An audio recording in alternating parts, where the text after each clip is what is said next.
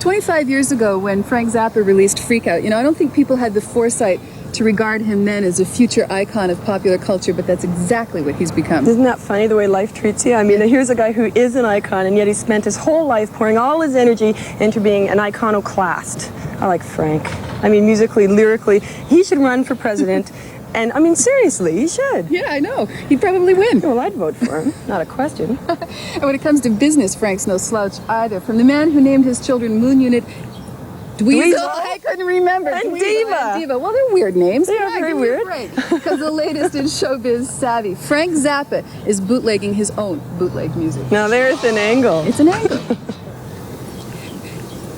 Yes, and the real reason we're here today, Frank Zappa beat the boots. I remember reading here the only real answer to bootlegging is to use tactical nuclear weapons, but short of that, bootlegging the boots is the only humane solution. Yeah, you try and be nice about these things, but... Okay, what's the story behind it? You just finally reached the limit in patience in terms of what was happening? No, I finally just figured out a way to go about dealing with the problem. It just seemed that with Rhino's cooperation, that it would be possible to put this package together and take their stuff and steal it back from them and sell it cheaper. See, I hate bootlegs, but there are people who love them and who collect them and who are bootleg mavens. And we went to a bootleg maven and said, if you're going to put out something like that, what would be the best that you could stick in the box? And this was the Maven's personal selection. I have never even listened to this album. I've got nothing to do with this album except saying, let's do it. You said rock and roll was only for people who were cute at one point. Do you think rock and roll is still for people who are simply cute? It's more for people who are cute now than it ever was before, because it's virtually impossible to get a record contract if you look anywhere between normal and ugly. You may play great and sing great, but if you're not cute, you can't get a contract now because it's the world of videos.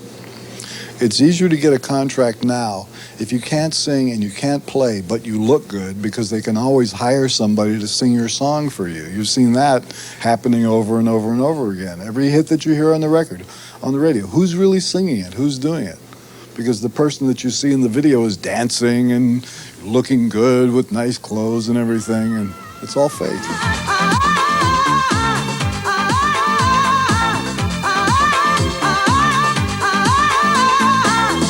One of the things that I do in my daily news bath, which has been stunted today because this is prime news time for me, but I'm doing this interview instead of watching the news. But usually I watch the Christian Science Monitor News, which has stories that nobody else runs. It's a really very good news program. And last week, on the 75th anniversary of the Sykes-Picot Agreement, they gave this little discussion of how this piece of paper, dating from the end of World War I, still affects the way things are done in the Middle East today. Remember the movie Lawrence of Arabia? Of course. Okay, Lawrence gets out there and he says to the Arabs, okay, follow me, and we're going to go and have a war with the Turks. We'll, beat up the Turks, and then you'll have freedom.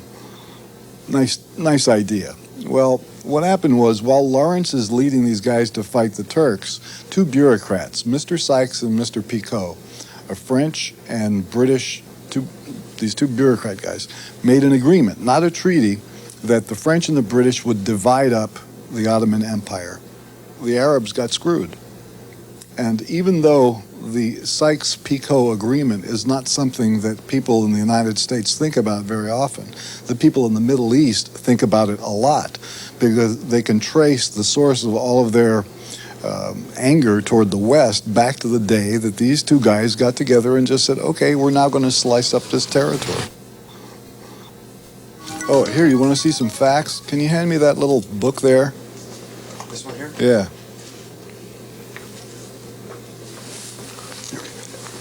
Could you imagine that it would ever be such a thing as this book? Do you have any idea what's in this book? U.S. Cavalry, world's finest military and adventure equipment. Ah, that's it. Killing is such an adventure. Look at this costume here. Just the mind boggles. Let's get dressed. We're going out tonight, dear. And when we arrive, what an entrance. I try to get young people to vote. And I would say that I registered 11,000 of them during the tour in 1988, and I've spoken about it, and I've put notices about it on albums and stuff like that, but I couldn't, in all honesty, claim that I've had a major positive result in raising any kind of political consciousness in this country, because people who buy rock and roll records want to party, and they don't want to think about boring stuff.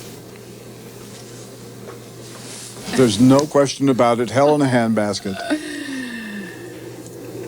Frank, you've given up hope. The Sykes-Picot arrangement, whatever it was. Oh, come on. It's really depressing. If you stop and think about trying to get people to pay attention to what the government is doing or actually taking some personal involvement in it, it's hopeless because even if you got them to register, they don't know enough about what's going on to make a decision after they've registered. So maybe it's for the best if they don't register. So how do they become more informed? I mean, they become a news addict like you? And Well, that news is so skewed anyway. Well, I'm watching the same skewed news that's available to everybody else. I don't have any kind of secret information that comes filtering into my house. But what I've learned to do over the years is subtract the spin. And so if you flip from channel to channel and see the different ways a story is covered, you can average it out and get some idea of what's going on. And then the fact that certain stories are reported at all is very suspicious. And you learn to spot these, why are they talking about this now? Will you ever tour again? I hope not. I mean, I'm 50 years old. I like to sit in a chair and just thumb through my U.S. cavalry, think of the adventures that I could have had if I had had enough money to buy these knives. You've given that thing more promo than beat the boots. If you really want to beat the boots, use one of these.